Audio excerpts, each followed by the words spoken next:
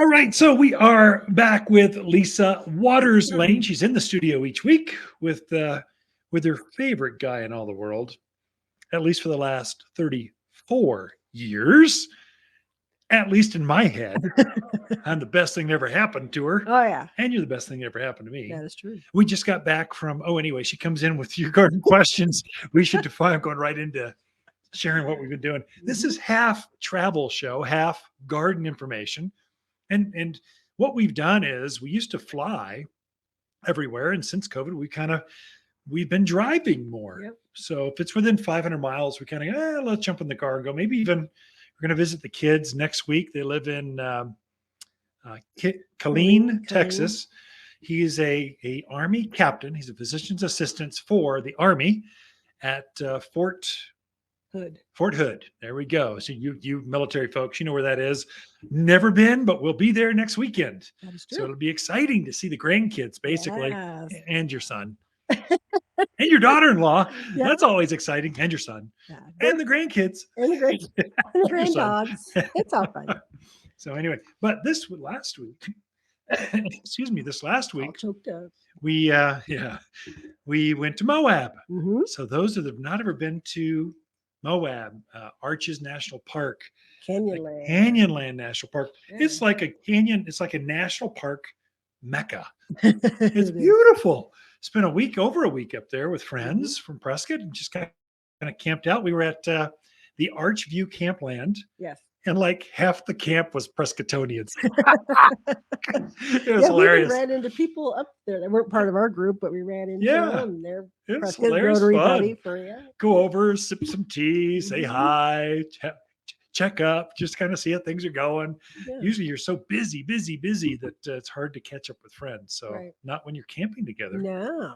Anyway. It was fun. The highlight for you? Well, say fins and things. I was going to say fins and things. I was trying to decide if that was a highlight or a heart attack waiting to happen. I haven't decided yet.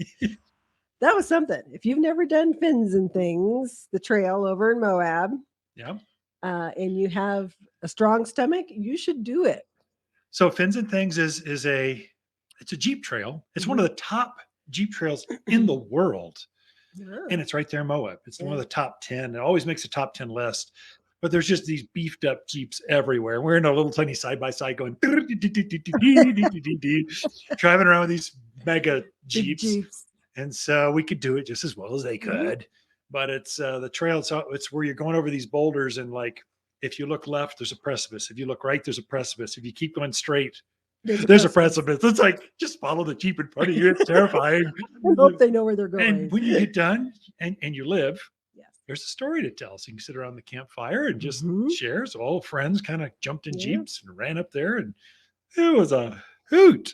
It's fun. It is a lot of fun, but boy, Yeah, I would do it again in a flash. I would do it again because now I know we did it once and we lived. So I would do it again. Well, there were like 10 Jeeps in front of you that all made it. You just go, they made it. I've got a test victim. They made it. We're good to go. But be fair, there are signs that say, be cautious of emergency vehicles coming, because it's a one-way trail. Yeah.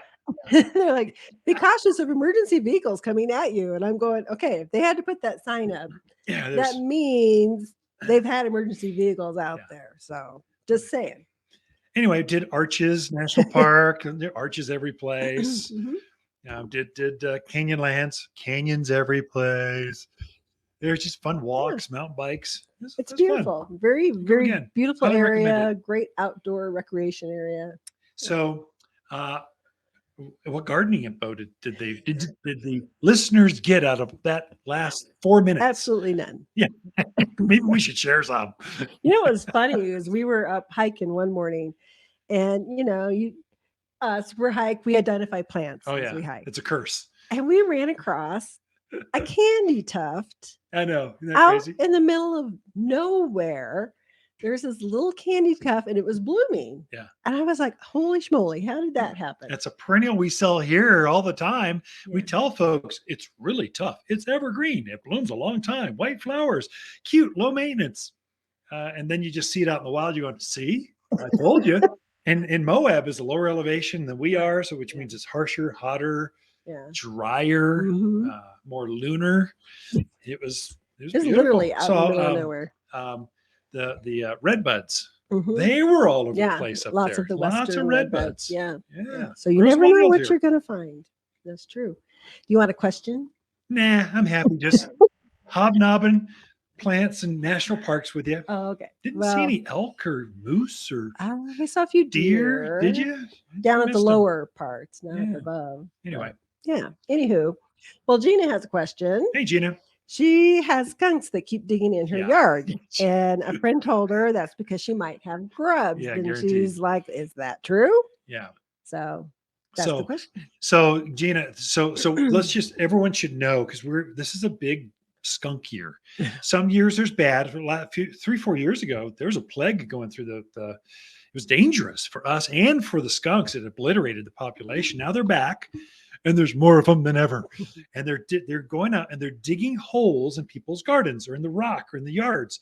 So it'll be a little tiny cone-shaped hole about the size of a golf ball, and it kind of goes to cone shape. Mhm. And skunk have a very defined nose where they can smell a grub underneath the ground 3, 4, 5, 6 inches, and they'll go, there it is. They'll dig out and just kind of get there, find it, go slurp it up, go, yum, where's another one? So you see all these little Mhm. cone-shaped holes in your gardens. It's very, you go, what did this? It's like a foreign, It's weird. it's like an alien thing came down, and no, it's just skunks. What do? Kill the grubs, you won't have the skunks because there won't be the food source. Get rid of the food source, you'll get rid of the skunks. So go to your neighbors, they'll bug them and put those little tiny holes in. So put down that there's a granular grub killer. Come in and get it from us. Mhm. We've got a safer one than normal.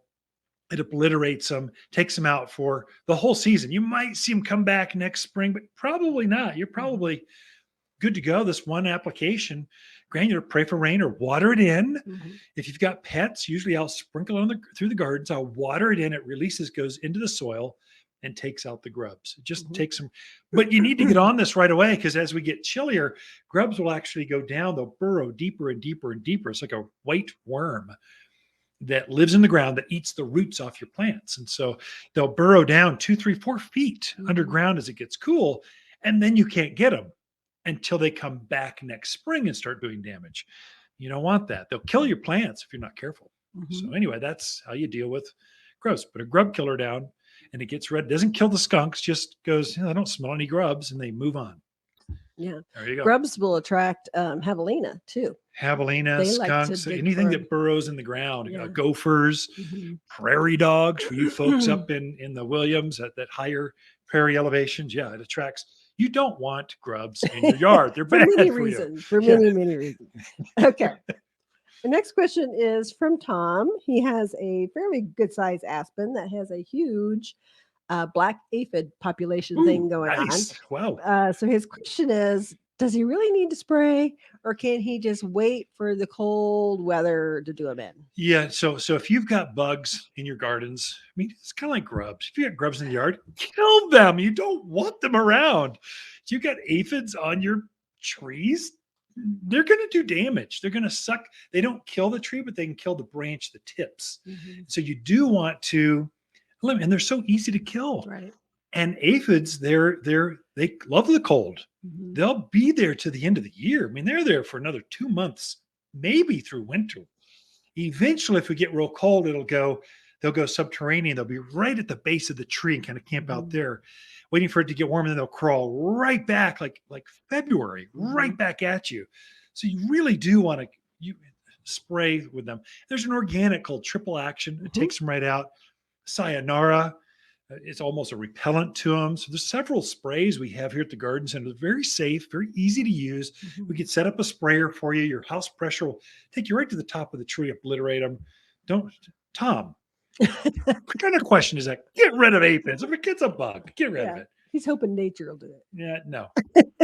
All right, Ken and Lisa Lain, the Mountain Gardeners. Great questions this week, folks. To Tom and Gina. Tom and Gina. Great questions. Be right back after this. Okay.